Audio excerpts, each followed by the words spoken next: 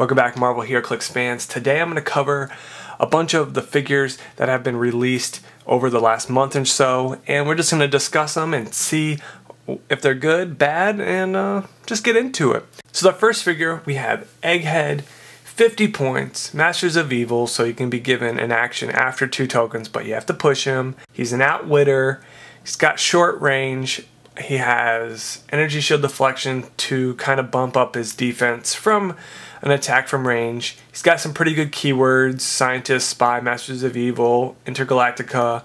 His special attack, Egghead deals penetrating damage to characters that do not possess the normal damage. So penetrating damage to tiny size characters, which is a new symbol that we will cover in the next figure, and giant figures or colossals. So that's really interesting, but his attack is only a 9. The thing that you're going to cover with this figure the most is his outwit, and that's basically it. Not anything spectacular. He's only got 6 movements, so he's not going to get across the board quickly. Paired up with some figures, he's only 50 points. I see some benefits for him, but any figures with tiny size, depending on what they are, might still be able to deal with him. But let's look at the next figure. Our next figure is AntMan Wasp. They are super rare, and they add quite a bit to the game. They add tiny size, and they add a couple things to the duo, which is pretty interesting, which I'll cover. They have 2 new things. They have split and merge. Now these are new, and I'm still new to the power, so I don't know it exactly, but I'll just briefly go over it, and if I'm wrong, just let me know. So basically what split does, you give the duo figure a power action, but you don't give them the tokens quite yet. Then you replace that duo figure with 1 or more qualifying characters, which would be whatever the duo figure is. It would have to be qualifying AntMan Wasp, Hank Pym, or Janet.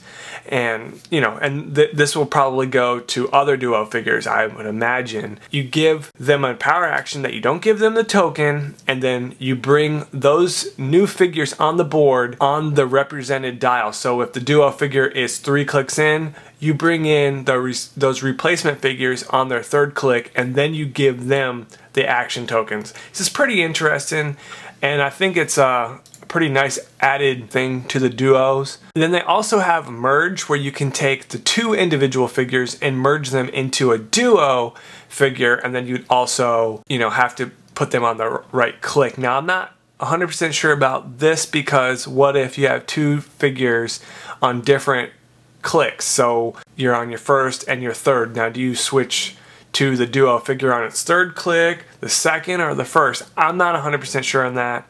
I'm not going to tell you which is true. I don't know, but that's the power that you can merge and split the duo figures. So that's pretty interesting. Tiny size basically gives you +1 from ranged combat attacks. A friendly character that is larger and adjacent can use the carry ability to carry up to 1 tiny sized character, does not reduce its speed value for doing so, and can continue to use the carry ability if it can normally. This power can't be countered. So that's pretty cool. So, a normal sized character can carry a tiny sized character and not lose any movement. That is really nice. And they also have a pretty interesting trait: when adjacent opposing characters attack AntMan and Wasp and they miss, deal the attacking character 1 unavoidable damage after the action resolves. That's pretty nice, and they start with an 18 super senses. When a non-adjacent opposing character attacks AntMan and Wasp and misses, deal each opposing